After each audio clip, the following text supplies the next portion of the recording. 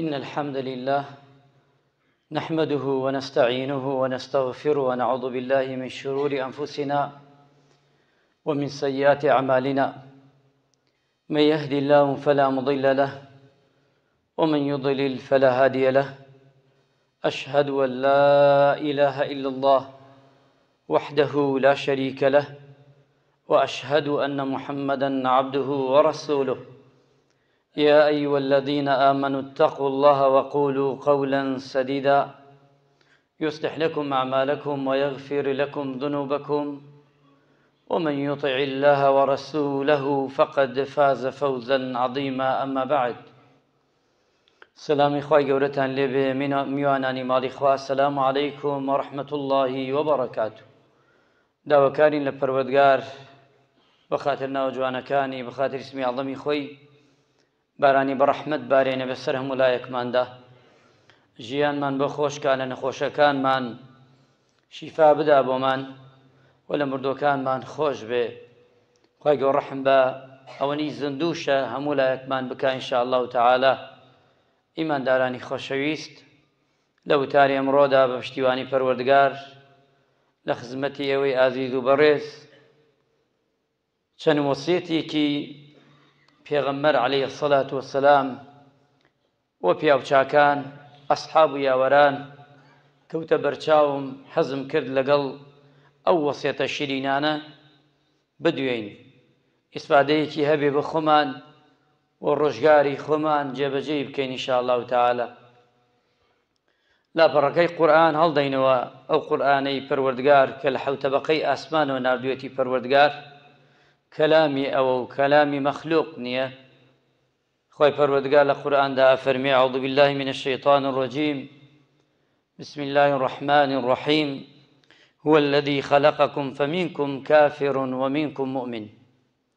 خوای پەروەردگار کاتێ بوونەوەر بەشەریەت کە پەروەردگار دروستی کرد لە زەویدا، هەمووی بە تێکڕا موسڵمان دروستی نەکرد. خوای پەروەردگار هەمووشی بە تێکڕا کافری دروست نەکرد پەروەردگار، بەڵکو بەشەرێک هاوردی دروستی کرد لە قۆڕ، دوای عەقڵێکی خستە ناو ئەم بەشەرە، ئەندامێکی جوانی هەموویدا پێی زەوی بۆ مسەخەر کرد و دوایەوە ژیانی پێدا و هەموو شتەکانی پێناساند و پێی وت عەقڵی کە ئیش بکا کامەی چاکە و کامەی خراپە.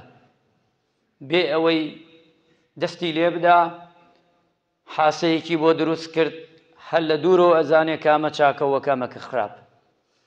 و دوایەوە چاکەکانی خستە بەردەممان و خراپەکانشی خستە بەردەممان و ئاگاداری کردینەوە لە حەوت تەبەقەی ئاسمان بە قورئان و نوێنەری نارد بە نوێنەرێتی پێغەمبەران هەمووی صلی الله عليه وسلم عليه الصلاة والسلام.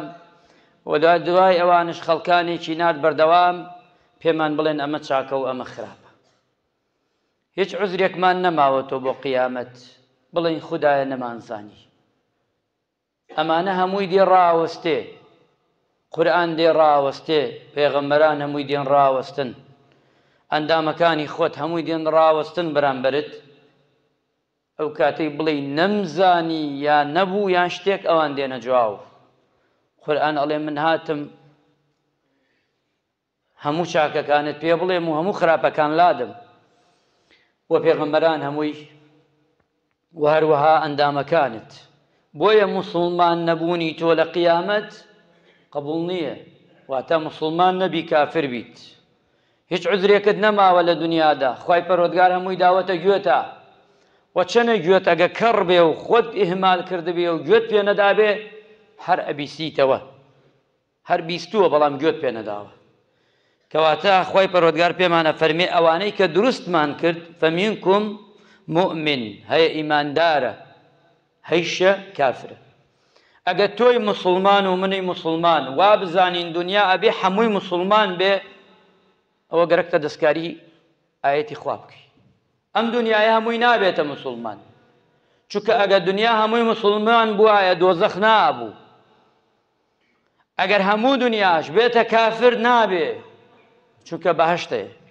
خوا هەر دیداناوە بەڵام هەوڵ و توێکەوشانە لەسەر من و تۆ خەڵک مسلمان بکەین بە قسەی شیرین بە گفتاری شیرین بەشتی جوان لەم دینە پاکە سەلیمە شیرینە خەڵک نەتۆرێنین بەڵکو باوشی بۆ بکەینەوە ئیسلامەکە چۆن ئەمرمان پێەکە ئاوا بکەین نەفسی خۆمان تێکەڵ دین نەکەین نەفسی خۆمان تێکەڵی دین نەکەین و دین بە دینیش پیشانی خەڵکی نەدەین ئەوە خەتەرە ئیماندارە وریابین زۆر جار نەفسی خۆمان تێکەڵ دین نەکەین و بە دینیش پیشانی خەڵکی ئەدەین خەڵک ڕائەکا لەمە چونکە دین نییە لە ئەسڵا خۆمان کردمانە دین ئەبێ وریابین مسلمان عزیزەکان ابن عباس فەرمێ أن الله خلق بني آدم مؤمنا وكافرا ويعيدهم يوم القيامة مؤمنا وكافرا خواهی پەروەردگار مەخلوقاتی دروست کرد بە مسلمان و بە ئیماندار و بە کافر وعد و وعودی داوە پێیان لە قیامەتە ئیباتە سەر خواهی پەروەردگار بۆ ئیمانداران و بە کافرەکانیش أبي سعيد الخدري رضي الله عنه قال خطبنا رسول الله صلى الله عليه وسلم يكلا صحابنا زاركاني بيغمرة صلى الله عليه وسلم أفرمي بيغمري إخوة صلى الله عليه وسلم أما وصيتك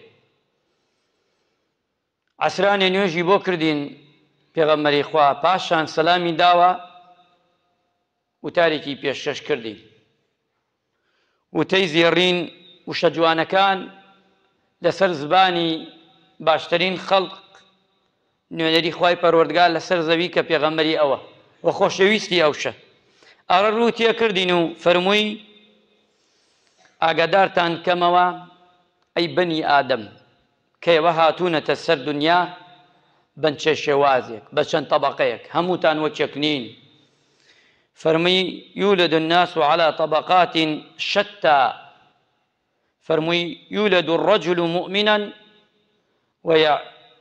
ويعيش مؤمنا ويموت مؤمنا ويولد الرجل كافرا ويعيش كافرا ويموت كافرا واتا كوملك لو تشيني كخواي پروردگار دروسي كردوه او كسانن كچين مسلمانن بمسلماني لدايق بون وبمسلماني اجين بمسلماني دمرن اما چيني كتي دوميان بيغمري خوا فرموي عليه الصلاة والسلام كوملك لبون كافرن بكافريش دجين بكافريش دمرن اما عكسيك واتا لبداية وإيمان دارة تانيات لبداية وكافرة تانيات وفرموي كوملي سهم بمسلماني لدايبون بمسلمان بلان بكافري دمرن خوا پنامان بدا واتا حسن الخاتمان خرابة إيمان دارن لباوكو دايكي إيمان دار هاتونة دنياوة بم إيمان داري شجين بلام لآخر جياني عند بكاريكي كافرانة دمرن خوا پنامان بدا أمجا فرموي هيا كافرة لباوكو دايكي كافرة جيهاتوه بكافري أجي بلام كوتايكي إيمان دار توبة دكاو دقريتو بولاي خواهي پروردگار أبي سعيد خدري أمي فرمو واتا يولا چن شواز يكن كهاتونا تسر دنيا أما أومان في الله إنما الأعمال بالنيات هموشتي لأندازي نيته خواهي پروردگار سيمانك إما ناتواني حكم بسر خلقا بلين فلان كافرة فلان أمية فلان أمية أو إيش إما نية إما حاكم إخواني لسر دبي زۆر جارە بیسی ئەمە کافرە ئەمە فاسقە ئەمە فاجرە ئەمە چییە زۆر جار لەوێ خەتیبەکانش ببیسی کە ئەوەی نوێنەری پێغەمبەرە بەس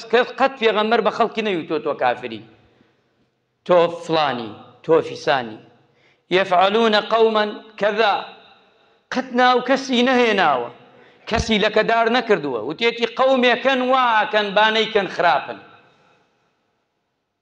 ها چۆن نەکوا تۆ ئێمە بین ئەم گشتی لابین وابزانین بەس خۆمان مسلمانین ئیتر کەس بە مسلمان نەزانین بەڕاستی و ڕێبازی پێغەمبەر نییە عەلەیهی سەڵات وەسەلام دووەمیان ئیمانداران زەیدی کوڕی ئەسلەمە ڕەزا و ڕەحمەتی خوای لێبێ ئەڵێ چوومە لای یەکێ لە پاڵەوانەکان فیداکاری پێغەمبەر عەلەیهی سەڵات وەسەلام ئەبوو دووجانە ئەم کەڵە پیاوە لە شەڕی ئوحودا کاتێ مسڵمانان لەو شەڕا بوون پێغەمبەری نازدار کۆیانی کردەوە شمشێرێکی هەڵگرت وتی کێ ئەم شمشێرە هەڵدەگرێ ئەبوو دوجانە سەحابە گشتیان وتیان ئەی پێغەمبەری خوا ئێمە وتی ئەم شمشێرە مافی هەیە ئەبێ مافەکەی بدەن ئەڵێ سەحابە بێدەنگ بوون لە دوایەوە فەرمووی پێغەمبەری خوا ئەم شمشێرە ئەمڕۆ کێ هەڵەگرێ چونکە کافران سێ ئەوەندەی مسڵمانان بوون مسلمانان لە شەڕی ئوحودا کەم بوون بەڵام ئەوان هاتوون بۆ تۆڵەسەندنەوە تەنانەت بازاڕان شێنابوو لەگەڵیاندا لە شەڕی بەدرا زۆریان لێ کوژرا بوو سەحابەش کەم بوون بۆ جەنگ نەهاتوو بوون لەو کاتەدا ئەبوو دوجانە دەستی هەڵبڕی وتی ئەی پێغەمبەری خوا حەقی ئەم شمشێرە چییە فەرمووی حەقی ئەم شمشێرە ئەوەیە بەیعەتم بداتێ لەسەر مردن نەگەڕێتەوە یان شەهید بێ بڕوا گەڕانەوە نەبێ بۆ مردن بڕوا پێغەمبەری خوا صلی الله علیه وسلم فەرمووی یا ئەوەیە شەهید دەبێ یان ئەوەیە سەرەکەوێ ئەسحاب و یاوەران بێدەنگ بوون ئەبوو دوجانە دەستی بەرزۆ کرد فەرمووی ئەی پێغەمبەری خوا ئەوە من حەقی ئەو شمشێرە دەدەم بۆیە باسی یەکەن لە سیرەدا ئەم سەحابە نازدارە ئەفەرمێ بە ناوی کافرانە لێی سەر بەو سەرا هاتووە ڕۆیشت خەڵغانێ بوو بۆ پێغەمبەر صلی الله علیه وسلم کاتێ ئەو سەحابانەی لەسەر شاخ هاتنە خوارەوە ئەمری پێکردن 50 سەحابە بوون هاتنە خوارەوە ئەمری پێغەمبەریان شکاند عەلەیهی السەڵاتو وەسەلام چونکە پێغەمبەری خوا فەرمووی بە سەرکەوتنمان بە شکستمان نابێەوە بێنە خوارەوە چونکە خالید و کۆمەڵێک لەتر ئەوانەی کاتە مسڵمان نەبوو خالید لە پشتەوە هاتن چونکە لە ئەوەڵدا مسڵمانان سەرکەوتن بەڵام دوای کافران هاتن پشتیانیان گرت ئەبوو دوجانە قەڵغانێک بوو بە پێغەمبەر صلی الله علیه وسلم وای لێ هات سەحابە هەندێکی ڕای کرد بەسەر بەلای جەوڵی ئوحودا و هەندێکشی گەڕایەوە بەچیە بە مەدینەدا هەمووی بە هەریکی بەلایەکە چونکە پێش و پاشیان کافر بوو ئەوەی جەنگی کردووە ئەزانێ تۆ لە پێشەوە بێن لە دواشەوە کە کاتێ جێش دەشکی هەریکی بەلایەکە ئاچێ دەنگ بڵاوە بووتیان پێغەمبەر صلی الله علیه وسلم محەممەد مردووە بەڵام پێغەمبەر کێ لەگەڵایەتی لای ڕاستی جبریل دیفاعی لێەکە ئەی لای ئەبوو دوجانەیە ناوچاوی خۆی وەستووە و دیفاعەکە لەو پێغەمبەرە عەلەیهی السەڵاتو وەسەلام پێغەمبەری خوا لە دەر حەقیا ئەڵێ وەڵڵاهی لە ئاسمانە شانازیم بە تۆ کرد بەو جەنگەی کە ئەت کرد خوای پەروەردگار بە مەلایکانەی فونوسێرە بوو دووجانە بکرد ئەم کەڵە پیاوە کە دیفاع لە ڕەسوول الله کاتێ ئەکەوێتە چاڵەکەوە دگانی مبارەکی ئەشکێ و پاشان ڕومەتی مبارەکی زامار دەبێ لە تنگانەدا سەحابەی وایە باوشێ کردە پێغەمبەری خوایە عەلەیهی السەڵاتو وەسەلام 38 بۆ 40 تیر بە پشتێوە بوو بەس بۆی پێغەمبەری خوا ئازارێکی پێنەدا ئەم سەحابە نازدارە ئێستا لە ماڵە کەوتووە ئەم پیاوە بە ڕێزەی گەڕێتەوە چوومە لای لە کاتی ڕوحکێشانایە سێر ئەم پیاوێ لەکەن کەڵە پیاوی وا خوا لە ئاسمانەکان باسییانەکە بەڵام دێیتەوە لەیلاوە کاتێ سێر وەسیەتەکەی وەسیەتەکەی زۆر بچووکە لای ئێمە زۆر بچووکە بەڵام لای ئەوان زۆر گەورەیە ئەفەرمێ کاتێ چوومە خزمەتی ئەم پیاوە بە ڕێزە زەید وتمن ئەبوو دووجانە بۆ وا ناوچاوت تێکچوو بێتاقەتی ئەوش فەرمووی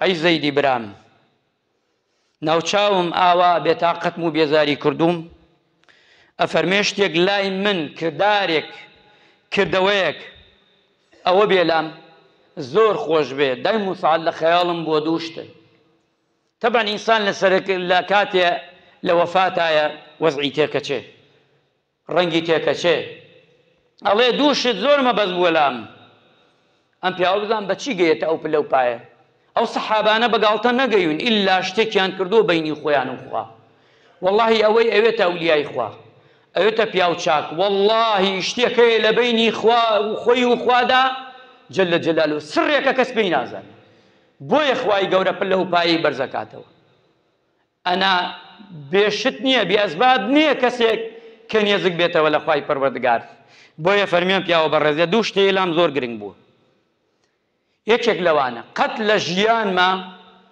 قسەم لە کارێک نەکردووە پەیوەندی بە منۆ نەبێ. ئەڵڵاه چەنە جوانە. قسەم لە کارێک نەکردووە، لە ئیشێک، لە شتێک حچم نەوتووە، نە بە قسە نە بە کردار نەم کردووە. فەرمایشتی پێغەمبەری خوای لەبەر کردووە و جێبەجێی کردووە من حسن الئیسلام المەرئی تەرکه ما لا یعنیش. ها ئەمڕۆ ئێستا تۆ شتێ بکە کابراڵێ لەکوێ هێنایی؟ خانی کرد بەچی کردی؟ سارەی سەند بەچی؟ چۆن؟ معاشی ژنەکەی چەنە؟ خۆی چەنە؟ چەندێکی دزی؟ چەند ڕاتبیەیە؟ ئیتر بەردەوام خۆی لە فکر چووە بەس خەریکی تۆیە، ئیش و کاری نەما بە دوای عەیبی ئەم و ئەوا دەگەڕێت. یەکێ لە هەرە جوانی ئیسلام لە موسڵمانبوونیدا ئەوەیە کە تەداخولی ئیشی هیچ کەسێ نەکا، بە بچووکترین شت تا گەورەترین شت. ئەم پیاوە بەڕێزە ئەڵێ لە ژیانما تەداخولی ئەو شتانەم نەکردووە. کەممان دەرەچین لەم وەسیەتە جوانە و لەم فەرمایشتە جوانە، کەممان. دووەمیان ئەفەرمێ، ئەوە یەکەمیان ئەگە دەرچین دووەم هەدەر ناچین. ئەفەرمێ دووەمیان وأما الآخر فكان قلبا للمسلمين سليما. دڵم گەردێکی تیانە، نقطەی ڕەشی تیانە بەرامبەر یەک مسلمان. ئەڵڵاه لەو دڵە پاکە، خۆزگایە دڵی ئێمە شوا بوایە. دڵم بەرامبەر یەک تاکە مسلمانێک غەل و حەقد و بغض و هیچی تیانێ. ئەمە زانین چیە گەیەنە مێشکمان چیە پێمان؟ پێغەمبەری خوا تەفسیری کردووە. کابرا هاتە ژوورەوە دەستنوێژی گێڵگرد و بوو، دوو نەعلی پێبوو لە مزگەوتە. سەحابە و یاوەران دانیشتون بە دەوری پێغەمبەر عەلەیهی سەڵات وەسەلام، نایانزانی ئەم کابرا کێیە و مەشهورە. وتی ئێستا کابرایە دێتە ژوورەوە بەلێ بێتە ئەهلی بەهەشتە. کابرایە دێتە ژوورەوە بۆ مزگەوت ئەهلی بەهەشتە. دووەم ڕۆژ دانیشتن پێغەمبەری نازدار فەرمووی عەلەیهی سەڵات وەسەلام ئیسا پیاوێک دێتە ژوورەوە ئەهلی بەهەشتە. بینیان هەر کابرای دوێنێ. سێم ڕۆژ پێغەمبەری خوا وتی ئێستا شەخسێک دێتە ژوورەوە، بەشەرێ مسڵمانێ کەسێک دێتە ژوورەوە کە چییە؟ ئەهلی بەهەشتە. سێ ڕۆژ لەبان یەکتری تکراری کردەوە. ئەسحاب هەموویان ئاگریان تێبەر بوو ئەبێ بزانن ئەم بەندەیە چی دەکا، چی کارێکی کردووە کە پێغەمبەری خوا صلی الله علیه وسلم موژدەی داتێ. گەڕان بەدوایە چۆن سەحابەیە بۆ ماڵی خۆی عاجز کرد لەگەڵ سێ ڕۆژ و سێ شەو. بەخواوەنەوە کێمەونە نوێژی ناکرد، ڕۆژووی ناگرت بەخواوەنە، ئەوەنە عەمرەی ناکرد بەخوا، ئەوەنە ڕۆژووی ناگرت، ئەوەنەی سەدەقە ناکرد، ئەمانە هیچی ناکرد. مسڵمانەکە یەک خەسڵەتێکی تیا بوو. دوای زۆر لە حیلێ کرد، بینی ژیانی زۆر سادەیە وەک ئێمەیە، هەر نوێژەکانەکەین و دێن بۆ مزگەوت وەگەڕین و تەواو، شتی تر ناکەین، لە ئێمە کەمترەکە. وتی بەس پێم بڵێ پێغەمبەری خوا سێ ڕۆژ موژدەی داوە بە تۆ، سێ ڕۆژ لەبانیەتی تۆ ئەهلی بەهەشتە. تو خوا لەبەر خوا پێم بڵێ. نایوت، چونکە پیاوچاکان ناڵێن، حەز ناکەن خەڵک باسییان بکە. ئێستا ئێمە باسمان کەن، حەزەکەین، فەخرەکەین. فڵان کەس باسی کردم، وتی ئاوا فەرقی ئێمە و ئەوان وایە، ئەوان با حەز ناکەن خەڵک بیان ناسێ، شۆرەت پەیاکەن. ئێمە ڕۆحە حەزەکەین خەڵک بمان ناسێ و ناومان بێ و شتمان بێ و ئەمە مهمە لای ئێمە. بۆیە فەرمووی وتی وەڵڵاهی یەک کارم کردووە کە شک بەرم لەمە زیاترم نەکردووە. هەموو شەوێ سەرم خستە سەر سەرینەکەم، سەنیاکەم، خەوتوم بەلەوی بخەوم. وتمە خودایە گردنی هەموو مسڵمانی ئازابێ لە بچکەوە تا گەورە، دڵی خۆم پاکردێتەوە. وتی بەخوا ئەوەتە، بەخوا ئەوە تا سێ ڕۆژ لەبان یەکتری پێغەمبەری خوا وتی بۆ باشتە. ها ئیمانداران، دڵپاکیت گەیەنتە کوێ؟ گەیەنتە بەهەشت، هەر لە دونیادا گەیەنتە بەهەشت. دڵپاکیت گەیەنت کوێ؟ حەوتە بەقەی ئاسمان.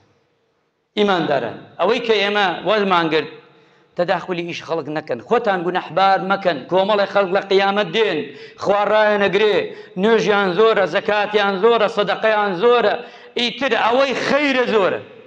کۆمەڵی خەڵک دێن ئاوە بەرامبەری ئەگرن ڕاوەستن. خوای پەروەردگار ئەڵێ دێ حەقی ئەمانە بدە. ئەڵێ ئەی پێغەمبەر، ئەی خوایە گیان، من هیچم نەکردە لەگەڵ ئەمانە، نە زوڵم کردووە، نە کوشتومە، نە تەعدام لێ کردووە. ئەڵێ هیچت نەکردووە، بەس بەردەوام بە دوای عەورەت و عەیب و عاری بوویت و باست کردووە. ئەدەی زەحمەت نەوێ حەقی ئەم پیاوێ لە بدە، هەرچی چاکەتەیە تەسلیمی ئەم پیاوێ لکە. ماڕۆ بیلۆبرا قوڕ ئەکرێتە سەرتا، چاکەکەت گشت دێدەیتەوە خەڵکە، دوایش بۆ خۆت هیچ سفر ئەبێنیتەوە و هەرچی گوناحی خەڵکەیە بۆ تۆ تێ و فەرموو بڕۆ بۆ جەهەنەم خوا بەڵێ. خوای گەورە ڕەحمان لێ بکە، عاقبەت خێرمان کە نیەتمان پاک کاتەوە، سافە کاتەوە.